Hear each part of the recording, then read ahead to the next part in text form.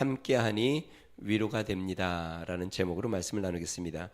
깊은 고난과 슬픔을 견딜 수 있는 힘, 그것은 바로 위로입니다. 얕은 고난과 환난이 오면 나의 의지나 노력으로 참고 견디고 인내할 수 있습니다. 그런데 깊은 수렁에 빠지고 웅덩이에 빠지면 어느 순간 내 힘으로 내가 빠져나올 수 없다라는 상황이 찾아옵니다. 내 힘으로 극복할 수 없고 내 힘으로 견딜 수 없는 상황까지 오면 그때 나타나는 것이 위로의 위력입니다.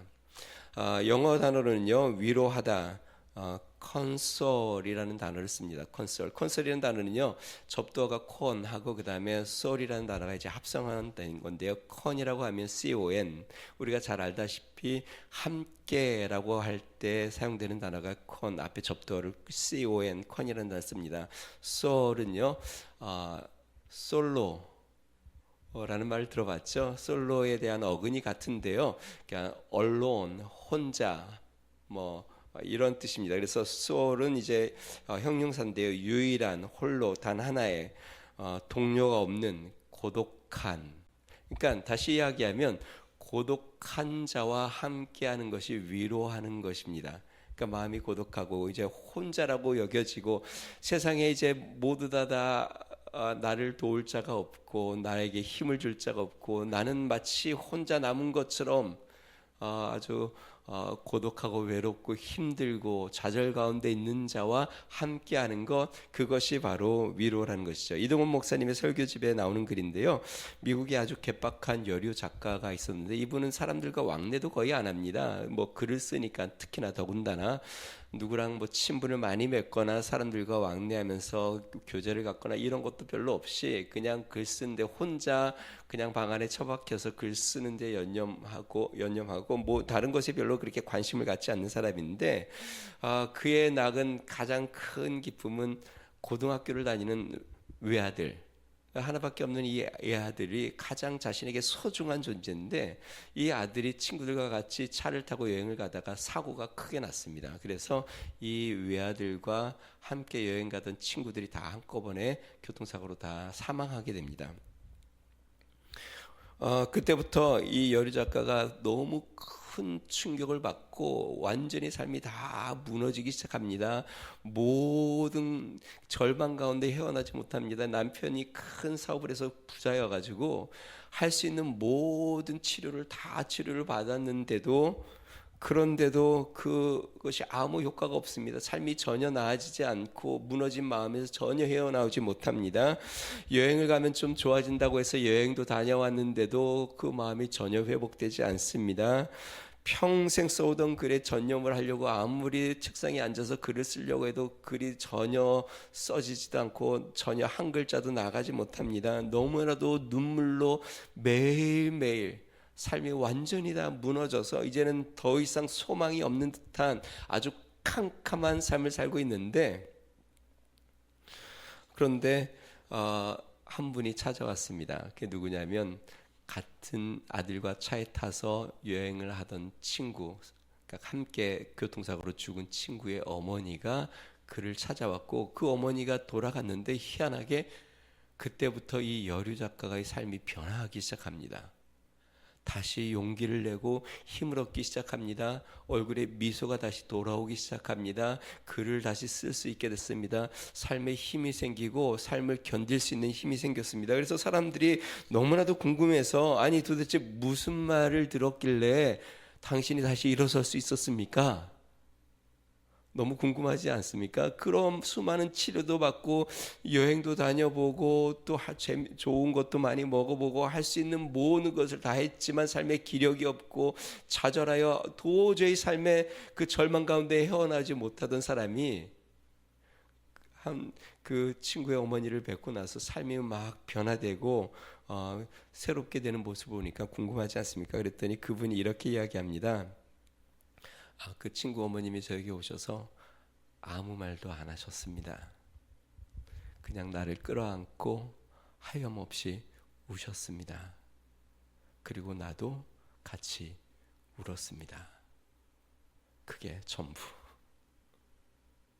그 아들을 잃은 그 친구 어머님도 또 그 이 여류 작가 아들을 잃은 이 어머니도 같이 서로 부둥켜 안고 하염없이 둘이 아무 말 없이 통곡하듯이 눈물을 흘렸는데, 그것이 그들에게 큰 위로와 힘이 되어서 다시 삶의 소망이 생기고 힘을 내기 시작했다는 것입니다. 여러분, 위로 함께하는 것입니다. 눈물 흘리는 자와 함께하는 것. 성경은 그래서 이렇게 이야기합니다. 우는 자들과 함께 울라. 지치고 힘든 자와 함께하고 소망이 없는 자와 함께하고 그들과 함께 손을 붙잡고 함께 우는 것, 그것이 마음의 고통을 덜어주고 마음의 큰 위로가 되는 것이죠. 오늘 본문은요, 큰 두려움과 고통 가운데 도망자 생활을 하는 다윗을 보게 됩니다. 지난 시간에 다윗이 사울 왕을 피하여 도망치다 어디까지 갔냐면 블레셋까지 도망쳤습니다. 블레셋은 다윗이 그 골리앗을 죽인 곳인데, 골리앗을 죽인 고향인데, 이 블레셋에 가서 다윗이 어떻게든 생명을 연장해 보려다가 이 심상치 않은 분위기를 보고, 자신을 죽이려고 하는 분위기를 보고 미친 척하고 막 도망쳐 나왔습니다. 자, 그렇게 나와서 오늘은 어디로 들어가냐면 자신의 고향 유대 땅 굴속, 아둘람 굴속으로 숨어 들어갑니다. 그리고 굴에서 숨어 살다가 이제 더 이상 또 발각이 되니까 어디로 가냐면 이제 모압 땅으로 또 다시 또 다른 적국으로 또 들어갑니다. 모압 땅에 갔다가 이제 선지자의 말을 듣고 이제 또 다시 유대 땅 헤레스 풀로 다시 돌아옵니다. 여러분, 다윗이 도피 생활을 한 몇 년 정도 했을 것 같아요? 다윗이 도피 생활을 한 10년 정도 했습니다. 여러분, 도피 생활이 이게 쉬운 일이지 않지 않습니까? 금방 얘기한 대로 블레셋에 도망쳤다가 죽을 것 같아서 또 나왔다가 또 굴 속에 숨었다가 또 발각돼서 또 도망쳤다가 모압 땅에 갔다가 또 왔다가, 이렇게 10년 동안을 계속 자리를 옮기면서 도피 생활을 10년 동안 했는데요. 지금 다윗이 도피 생활의 1기 정도, 한 크게 3기 정도로 나눌 수 있는데 1기를 지나가고 있는데요. 처음에 다윗이 사울 왕이 자기를 죽이려고 할 때 선지자 사무엘 라마로 갔다가 거기서 발각이 돼서 어디로 갑니까? 다시 기브아로 올라가서 요나단을 만나죠. 또 요나단을 만나서 또 도망쳐서 노베 가서 제사장을 만납니다. 또 거기에서 블레셋 가드로 갔다가 그 다음에 또 발각이 되어서 이제 죽을 것 같아서 지금 이제 아둘람 굴로 들어왔고, 그 다음에 오늘 본문에서 또 아둘람에서 아까 얘기한 대로 모압으로 갔다가 헤레스풀까지, 이 모든 여정이 1기인데 한 3년 정도의 가정을 이렇게 도피 생활을 합니다. 자, 다윗의 여정을 통해서 오늘 주님이 주신 은혜는 무엇인가 우리가 두 가지를 살펴봅니다. 첫 번째는요, 위로가 있는 곳이 피난처입니다. 우리 1절과 2절 말씀 같이 한번 읽어보겠습니다. 1절 2절입니다. 시작. 그러므로 다윗이 그곳을 떠나 아둘람 굴로 도망하매 그의 형제와 아버지의 온 집이 듣고 그리로 내려가서 그에게 이르렀고, 환난 당한 모든 자와 빚진 모든 자와 마음이 원통한 자가 다 그에게로 모였고 그는 그들의 우두머리가 되었는데 그와 함께한 자가 400명 가량이었더라. 자, 오늘 본문은 그러므로라고 시작을 합니다. 여기서 그러므로는 무엇을 이야기하냐면 이 전장에 대한 설명인데요. 이전에 블레셋에서 피신했다가 망명하려고 했다가 죽을 것 같아서 미친 척하고 돌아오고 나서라는 뜻을 이야기합니다. 이제 그렇게 하고 돌아쳤습니다. 그러니까 아주 처참한 꼴을 당하고 아주 다급하게 뒤도 돌아보지 않고 도망쳐 나왔습니다. 그리고 이 다윗이 도망친 것이 뭐 어디로 가야 할 때 갈 데도 없고 뭐 자신의 부모님 댁으로 갈 수도 없지 않습니까? 왜냐하면 이제 반역자인데 다윗 때문에 온 가문이 이제 멸절당하는, 이제 완전히 다 가문이 다 멸망할 상태가 되어버렸는데, 그러니까 부모님 댁에도 못 가고 갈 데가 없어 고향 근처로 갔는데 거기가 어디냐면 굴입니다. 아둘람 굴로 들어갑니다. 이 아둘람 굴은요, 석회 동굴이 굉장히 많이 형성이 되어서 입구가 있고 입구로 들어가면 많이 굴들과 굴들이 연결돼서 끊임없이 미로처럼 연결되어 있는 굴인데, 입구에 들어가면 아주 작은 입구입니다. 들어가면 또 계속 연결이 돼서 넓은 데도 나오고 또 조금 통로도 나오고, 그러니까 거기에 숨으면 발각 잘 안 될 뿐만 아니라 발각이 되더라도 워낙 통로가 좁으니까 한꺼번에 이 군사들이 와서 잡을 수 없는 그런 상황이니까 글로 숨어 들어갔습니다. 자, 다윗이 이 아둘람 굴로 도망쳐 왔다는 이야기를 이제 부모와 가족들이 듣고 형들과 또 아버지 집안들과 친척들이 다 몰려옵니다. 글로요. 뭐 당연하죠. 왜 그러냐면 그렇지 않으면 이 가족들도 지금 이제 사울의 진노를 샀기 때문에 그 가문이 다 멸망할 이제 위기에 놓였으니까 다윗에게로 다 몰려왔습니다. 그런데 그게 뿐만 아닙니다. 다윗이 그쪽으로 숨어들었다는 이야기를 듣고 또 무리들이 몰려오는데요. 오늘 본문 말씀 2절 말씀 보니까요. 환난 당한 모든 자와 빚진 모든 자와 마음이 원통한 자가 다 그에게로 모였고 다윗이 거기에서 우두머리가 되었다. 여러분, 다윗이 참 이게 뜻하지도 않게 우두머리가 됩니다. 이전에 다윗이 골리앗을 죽였을 때 우두머리가 됐거든요. 그때 백성들이 다윗이 골리앗을 죽이고 오니까 온 백성들이 길거리에 나와서 막 노래를 부릅니다. 여자들이 막 춤추며 노래를 부르는데 사울이 죽인 자는 천천히요 다윗이 죽인 자는 만만이다 하고 온 이스라엘이 다윗을 칭송을 하고 다윗이 군대의 장이 되어서 인솔자가 되어 그 무리를 이끌었거든요. 그런데 다윗이 고난 가운데 깊이 빠지고 이제 도망자의 신세가 되니까 다시 우두머리가 되는데 완전히 대상이 달라집니다. 이제 대상이 어떠냐면 오늘 성경 말씀 보니까요. 환난 당한 모든 자, 빚진 모든 자, 마음이 원통한 자가 다윗의 굴 속으로 막 몰려오기 시작합니다. 400명 가량이나 됩니다. 그러니까 우두머리는 우두머리인데 완전히 대상이 다른, 이제는 정말 원통한 자, 소망이 없는 자, 어디도 기댈 데가 없는 자, 빚져 정말 쫓기는 자, 그 삶에 소망이 없고 마음이 원통하여 견딜 수 없는 자, 분이 가득 찬 자, 정말 앞날이 막막하고 꿈이 없는 자, 그런 자들이 다윗에게 막 몰려옵니다. 참 끼리끼리 모인다고 지금 다윗이 그런 상태거든요. 다윗이 아무 소망이 없고 지금 어디도 받아주는 사람도 없고 갈 데도 없고 쫓는 사람만 있고 이제 자신의 몸 하나 은신할 데가 없는 이 다윗에게 그런 자들이 막 모여들어 굴속으로 다 모여들어 거기에서 공동체를 이룹니다. 여러분, 예수님의 삶이 그랬습니다. 예수님이 뭐라고 이야기했냐면 나는 머리 들 곳이 없다. 어느 한 곳 내 몸 은신할 만한, 내가 편안하게 쉴 만한, 내가 머리 들 곳이 없다. 그런데 희한하죠. 이 예수님에게 사람들이 계속 몰려옵니다. 그것은 유대 지도자들도 아니었습니다. 또 높은 권세 있는 자들도 아니었습니다. 어떤 자가 몰려왔냐면 죄인들이 몰려오고 가난한 자가 몰려오고 눈먼 자, 다리 저는 자, 중풍병자, 또 세리라고 사람들에게 손가락질을 받는 자, 창녀, 이렇게 모든 죄인과 소외받고 사람들에게 외면당하는 자, 그런 자들이 예수님에게 날마다 모여듭니다. 생각을 해보면은요, 여러분, 이 도피하는 사람들에게 무리가 모여드는 건 좋은 일인가요? 나쁜 일인가요? 굉장히 불안한 징조입니다. 왜냐하면 도피는 사람이 많을수록 어려워집니다. 이 사람이 무리가 많아지면 도피 생활은 점점 힘들어지는 겁니다. 그래서 보통 도피할 때는 모든 연락처를 다 끊고 휴대폰도 다 끄고 그리고 도망치거든요. 왜냐하면 연결점이 하나도 없어야 되니까. 연결점이 있으면 발각되기 쉬우니까. 그런데 무리가 400명이나 모였으니 이 다윗에게는 별로 그렇게 좋은 일은 아닌데요. 그런데 위로가 됩니다.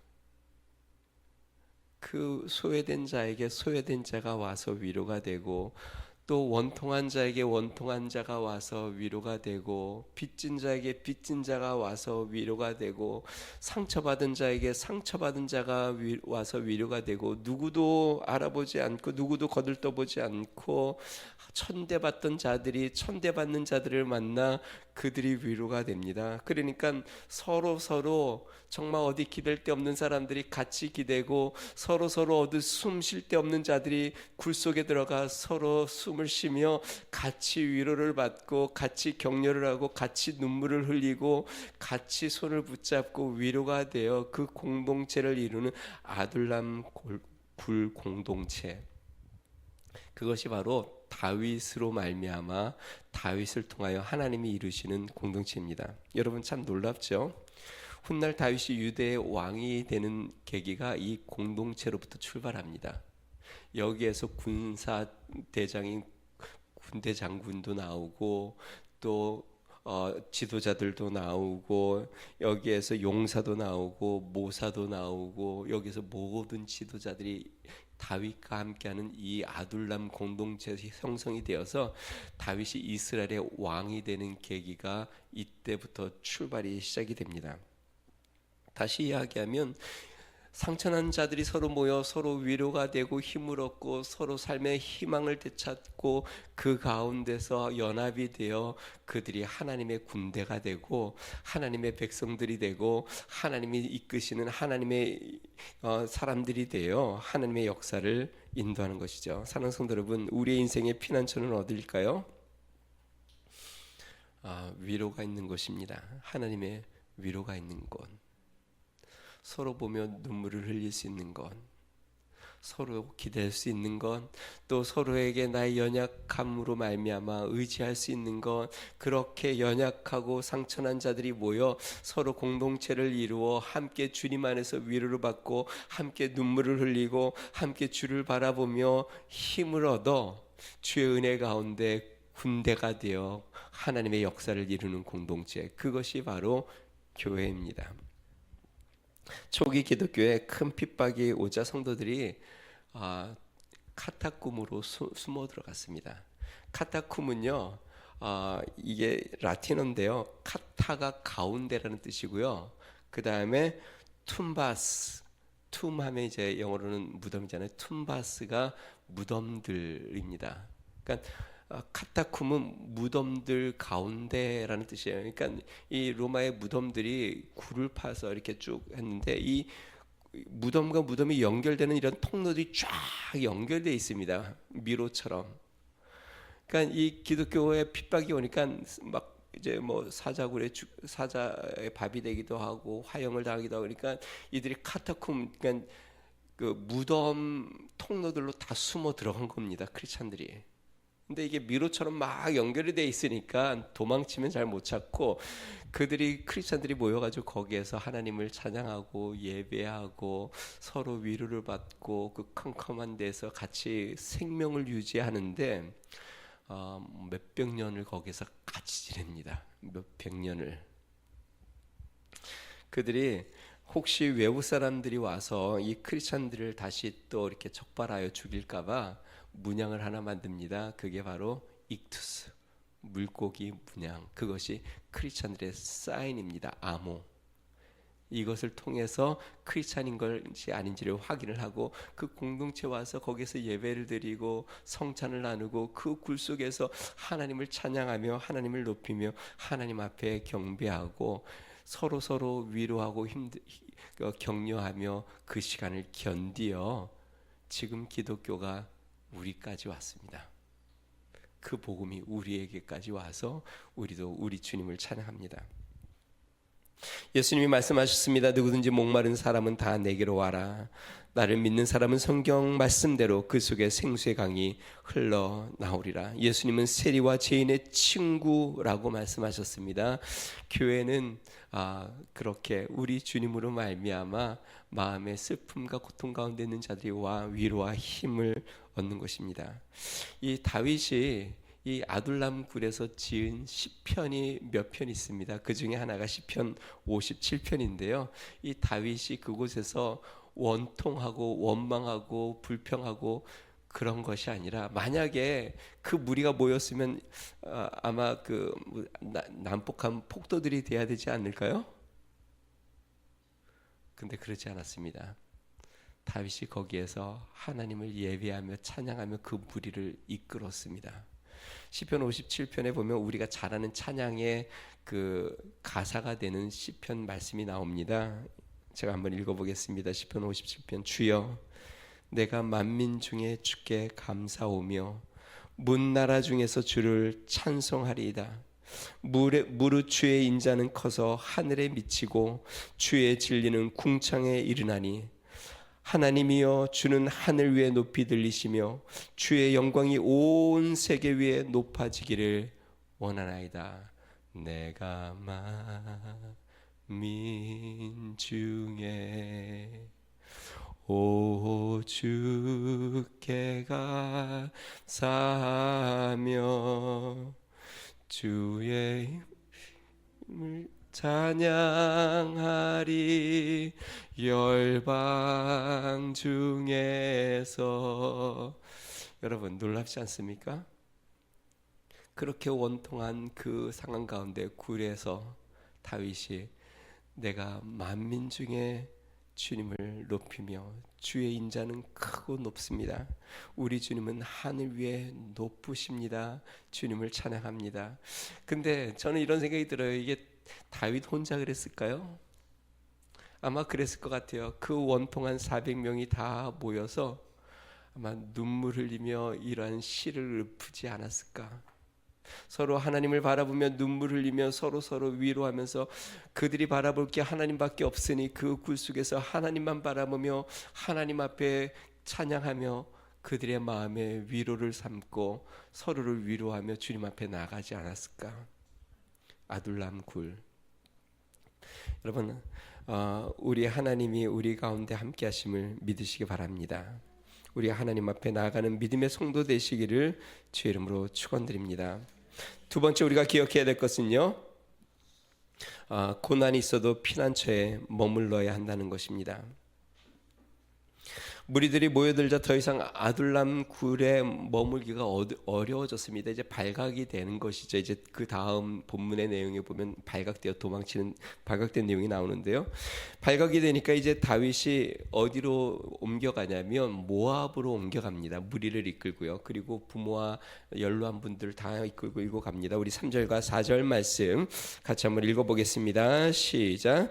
다윗이 거기서 모압 미스베로 가서 모압 왕에게 이르러 하나님이 나를 위하여 어떻게 하실지를 내가 알기까지 나의 부모가 나와서 당신들과 함께 있게 하기를 청하나이다 하고 부모를 인도하여 모압 왕 앞에 나아갔더니 그들이 다윗이 요새에 있을 동안에 모압 왕과 함께 있었더라.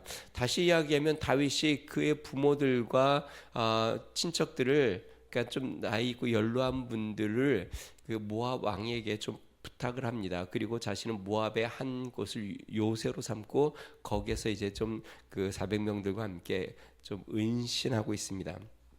자, 다윗이 왜 모압으로 피신했을까? 그리고 모압은 왜 다윗과 이 무리들을 맞아들였을까? 이유가 있습니다. 여러분, 우리가 지금 사무엘상을 보지 않습니까? 사무엘상 앞에 있는 책이 무슨 책이죠? 성경에? 갑자기 물어보니까 당황스럽죠. 뭐죠? 룻기가 이 사무엘상 바로 앞에 나옵니다. 근데 이 룻기는 룻이라는 여인에 대한 책인데요. 이 룻이 누군지 아세요? 다윗의 증조모입니다. 다윗 왕의 증조모. 그러니까 다윗의 그 증조 할아버지가 그 할아버지의 아버지죠. 그 엘리멜렉이죠. 그 가정이 흉년 때문에 모압으로 갔다가 나오미 엄마가 아들들과 결혼한 이방 여인을 한 명을 데리고 다시 돌아오죠. 그게 룻입니다. 그 룻이 모압 여인이었는데요. 보아스라는 남자와 결혼하고 쭉 이제 다음에서 모세가 다윗이 나옵니다. 그러니까 다윗의 증조모가 이 모압 여인이에요. 그래서 모압에 가서 그래도 좀 비빌 곳이 좀 되지 않습니까? 그러니까 거기로 이제 피신합니다. 또 한 가지 이유는요, 이 모압도 사울 왕과 적대 관계인데 다윗이 지금 사울왕이 쫓기고 있지 않습니까? 그러니까 어느 정도 좀 선대할 수 있겠다 생각해서 갔습니다. 또 하나 망명을 갔지만 언제라도 또 다시 돌아가야 되지 않습니까? 그러니까 거리적으로 그렇게 모압이 이스라엘과 그렇게 멀지가 않습니다. 그러니까 이 모압으로 은신을 삼으면 또 다시 언제라도 돌아올 수 있으니까 그쪽으로 옮겨갑니다.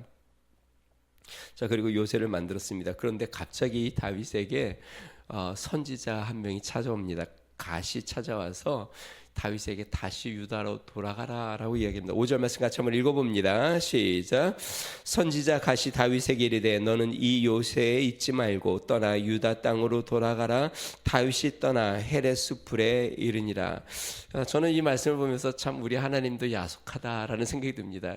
이미 벌써 계속 도망자 생활을 했다가 겨우 모압에서 좀 이렇게 받아들여져서 잠시 요새에서 좀 이렇게 400명과 함께 좀 은신할 수 있는 은신처를 얻어서 조금 숨을 돌릴만 하는데 하나님이 선지자를 보냅니다. 그리고 뭐라고 얘기하냐면 이 사울 왕의 영향권 안에 있는 유다로 다시 돌아가라. 그러니까 왔던 아둘람 굴에서 가까운 곳인데요. 유다로 다시 헤레스 풀로 들어가라고 이야기합니다. 그리고 다윗도 대단합니다. 그 말을 듣자 다시 무리를 이끌고 또 헤레스 풀로 다시 또 갑니다. 3절에 보니까요, 다윗이 모압 왕에게 이렇게 이야기했습니다. 제가 3절 한번 읽어보겠습니다. 다윗이 거기서 모압 미스베로 가서 모압 왕에게 이르되 하나님이 나를 위하여 어떻게 하실지를 내가 알기까지 나의 부모와 나와서 당신에게 함께 있게 하기를 청하나이다. 그러니까 하나님이 나에게 어떻게 하실지 알 때까지 내가 여기 잠깐 좀 피신해 있겠습니다 하고 왔거든요. 그러니까 다윗은 하나님이 분명히 뜻이 있다고 생각을 했습니다. 왜 하나님이 지금 나를 이렇게 몰아내시는지, 왜 이렇게 나를 죽이려고 이렇게 사울이 나를 쫓고 있는지, 지금 내가 왜 이런 고난을 받고 있는지 다 이해는 못하지만 분명히 하나님의 뜻이 있고 하나님의 어떤 계획이 있다는 것을 알고 있었습니다. 그래서 다윗은 그 뜻을 알 때까지 여기 좀 피신하게 해달라고 이야기했습니다. 그런데 하나님이 그를 또 다시 불러서 유다로 보냅니다. 그게 하나님의 뜻이었어요.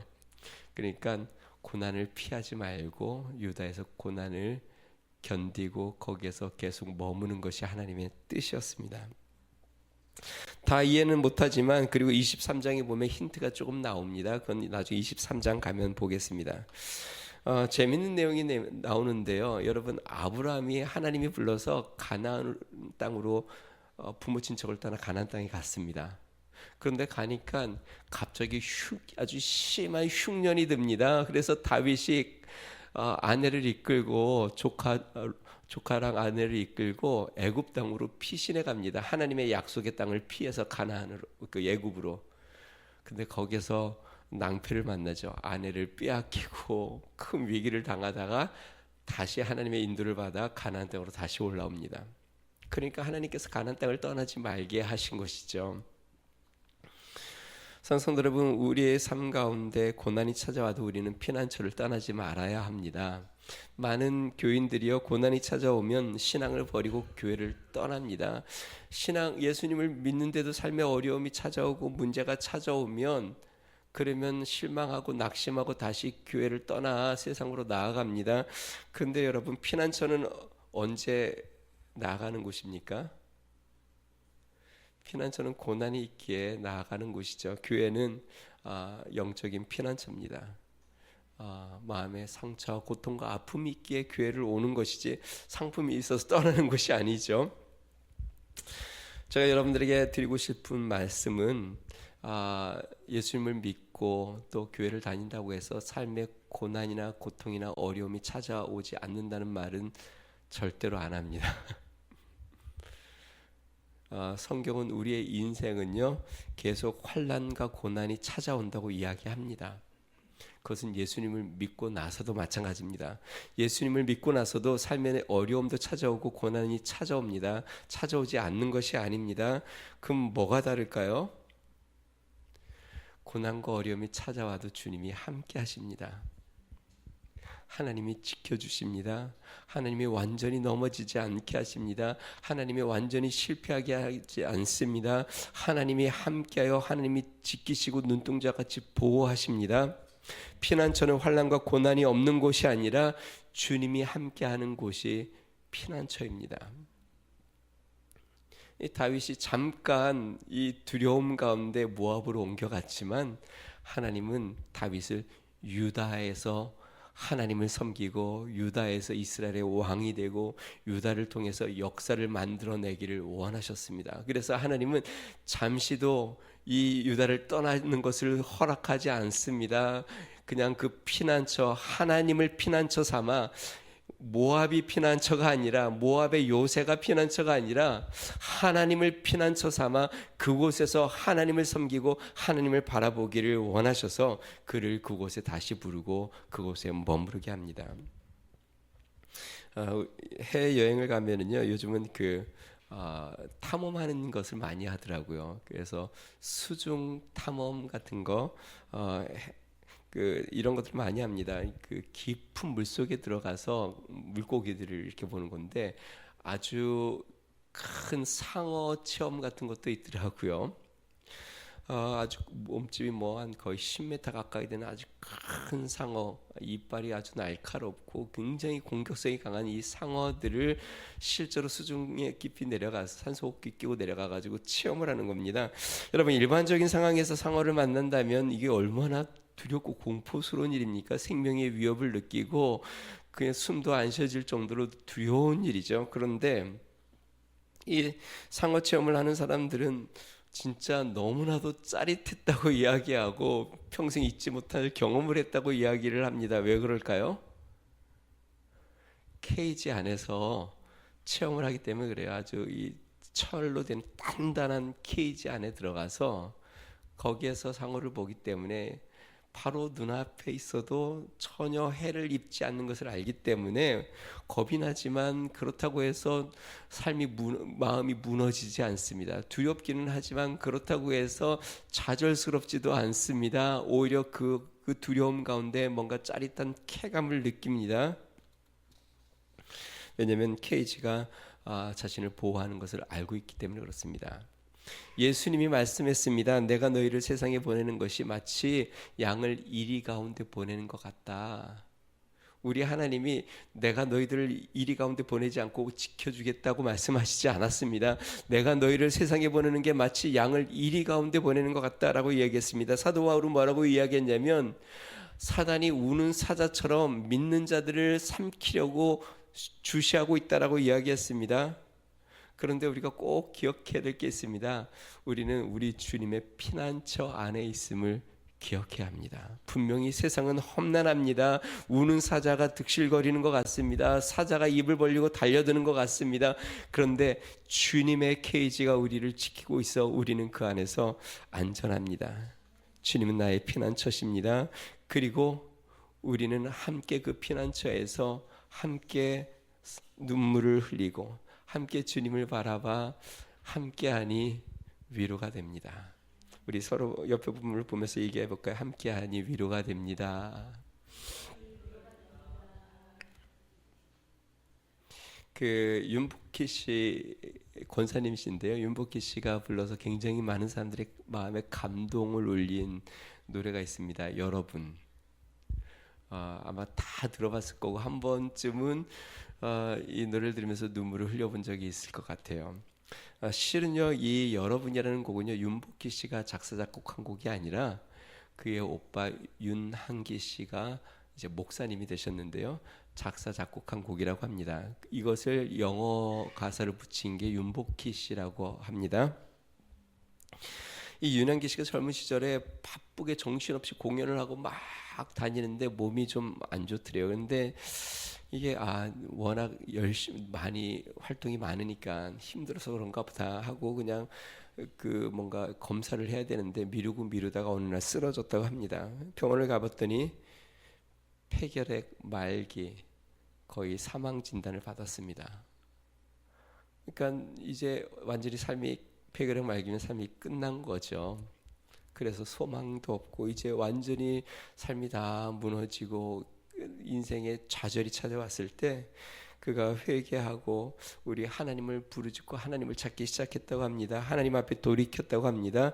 그때 하나님이 주신 말씀이 하나 이렇게 딱 붙잡게 됐는데요. 그 말씀이 이 말씀입니다. 두려워하지 말라, 내가 너와 함께함이니라. 놀라지 말라, 나는 내 하나님이 됨이라. 내가 너를 굳세게 하리라. 참으로 너를 도와주리라. 참으로 나의 의로운 오른손으로 너를 붙들리라. 이 말씀을 붙잡고 윤한기 씨가 가사를 적어서 내려갔고 곡을 붙이기 시작했습니다. 내가 만약 외로울 때면 내가 위로해 줄게. 내가 만약 서러울 때면 내가 눈물이 되리. 어두운 밤 험한 길 걸을 때 내가 너의 등불이 되리. 허전하고 쓸쓸할 때 내가 너의 벗이 되리라. 예, 이게 가요로 예배를 마치는 건 처음 같아요. 나는 너의 영원한 형제여. 나는 너의 친구야. 나는 너의 영원한 노래야. 나는 너의 영원한 노래야. 나는 너의 기쁨이야. 제가 가요를 많이 안 불러와서 성도 여러분, 여러분들이 외로울 때 우리 주님이 여러분들의 위로가 되십니다. 여러분이 서러울 때 우리 주님이 우리의 눈물이 되시고, 우리의 마음이 어둡고 험한 길 걸을 때 우리 주님이 우리의 삶의 등불이 되어주십니다. 우리 주님은 나의 영원한 형제요, 나의 영원한 친구요, 우리의 영원한 노래요, 우리의 기쁨이 되십니다. 우리 이 시간에 같이 한번 기도할 때, 하나님, 주님, 내가 외로울 때 주님이 나와 함께 하심을 믿습니다. 주님이 나를 붙잡고 계심을 믿습니다. 주님이 나와 동행하심을 믿습니다. 우리의 공동체가 그러한 공동체가 되어 우리 하나님 앞에 그렇게 믿음으로 주님을 바라보고 주님 앞에 나아가 서로 위로와 힘이 되는, 주님으로 하나가 되는 그러한 아름다운 공동체 되게 해주시옵소서. 그리고 이 시간에 또 기도할 때, 하나님, 우리 교회 연약한 자들 기억해 주십시오. 이거는 제가 말을 할까 말까 했는데, 오늘 예배 전에 한 분이랑 잠깐 얘기 나눴는데 눈물을 흘리면서 그러더라고요. 목사님, 죽고 싶어요. 되게 힘든 상황 가운데 있었나 봐요. 우리 이 시간에 기도할 때, 하나님, 힘든 자들이 여기 있는데 주님 불쌍히 여겨주세요. 그들의 눈물을 주님 닦아주세요. 우리 하나님은 그들의 마음을 만져주세요. 우리 주님으로 말미암아 위로를 받고 힘을 얻는 은혜가 우리 성도들에게 임하게 해주세요. 우리 같이 한번 기도하겠습니다. 좋으신 하나님 아버지, 감사합니다. 하나님 아버지, 주님, 우리 주님이 우리의 위로가 되고, 우리의 주님이 우리의 힘이 되고, 우리의 주님이 우리의 노래가 되고, 우리의 주님이 우리의 소망이 되는 이곳, 하나님 아버지, 주님, 상처나고 하나님 지치고 무너지고 하나님 아버지 고통 가운데 있는 자들이 모여 우리 하나님 앞에 우리 하나님을 바라보며 하나님을 부르짖는 이곳, 능하신 하나님 아버지, 앞이 캄캄하고 암담하며 하나님 아버지 답답하고 소망이 없을 때에, 하나님 아버지 숨쉬기조차 벅찰 그때에 하나님 아버지 우리에게 손을 내밀고 우리를 붙잡으시며 하나님 아버지 우리를 인도하시는 그 주님 앞에 우리가 나아갑니다. 능하신 하나님 아버지, 주님, 우리 몸된 교회가 하나님 그러한 하나님 공동체가 되게 하여 주시옵소서. 하나님 아버지, 소외된 자, 빚진 자, 하나님 원통한 자, 절망에 빠진 자들이 모여 우리 하나님을 만나고 우리 하나님으로 위로를 받으며 우리 하나님을 높이며 우리 하나님 앞에 힘을 얻는 그러한 아둘람 공동체가 되게 하여 주시옵소서. 능하신 하나님 아버지, 우리 성도들 중에 하나님 하나님 아버지 마음이 답답한 자들이 있습니다. 하나님 아버지 앞이 막막한 자도 있습니다. 하나님 아버지 너무 고통스럽고 힘든 자도 있습니다. 우리 하나님 긍휼히 여겨 주시옵소서. 우리 하나님께서 그들의 마음을 만져 주시옵소서. 우리 하나님의 위로가 그들 가운데 임하게 하여 주시고, 우리 하나님의 도우심이 그들 가운데 있게 하여 주시고, 우리 하나님으로 힘과 용기를 얻으며 주님 앞에 나아가는 주의 역사가 있도록 성령이여 도와주시고 인도하여 주시옵소서. 우리의 힘이 되시는 여호와 하나님, 우리의 능력에 되시는 여호와 하나님, 하나님 아버지 우리의 꿈과 소망이 되시는 여호와 하나님을 붙잡고 다시 한번 서로 손을 붙잡고 일어나 우리 하나님 앞에 나아가는 믿음의 역사가 있도록 성령으로 역사하여 주시고 인도하여 주시며 축복하여 주시옵소서. 주님 감사합니다. 좋으신 하나님 아버지 감사합니다. 하나님, 다윗이 머리 둘 곳이 없을 때, 하나님 주님 생명의 위협 가운데 소망이 끊어져 하나님 두려움 가운데 있을 때, 마치 다윗과 같은 수많은 사람들이 하나님 원통하고 빚지고 또 꿈이 없고 소망이 없는 자들이 모여 공동체를 이루어 하나님을 예배하고 하나님을 높이며 하나님의 사람들이 된 것처럼, 능하신 하나님 아버지, 우리 위더스 중앙교회 모든 자들이 서로 손을 잡고 하나님으로 위로를 얻게 하여 주시옵소서. 서로의 눈물을 닦으며 하나님 서로를 일으켜주며 서로를 붙잡아주며 하나님 주님을 바라보게 하여 주시옵소서. 우리 하나님이 우리 교회 가운데 하나님 아버지 주가 되어 하나님 아버지 주님, 우리가 하나님 아버지 외로울 때에 우리의 소망이 되고 하나님 우리의 노래가 되고 우리의 기쁨이 되어 하나님 주님을 높이는 아둘람 공동체가 되도록 은혜를 베풀어 주시옵소서. 이제는 우리 주 예수 그리스도의 은혜와 하나님 아버지 무한하신 사랑과 성령님의 감동 감화 내주 충만케 하시는 족이 우리 하나님 은혜 가운데 서로 손을 붙잡고 위로가 되며 힘이 되며 주님 앞에 나아가기를 소망하는 믿음의 성도, 또한 교회와 또 가정과 몸된 이 교회와 나라 위에 이제로부터 영원토록 함께 하시기를 간절히 축원하옵나이다. 아멘.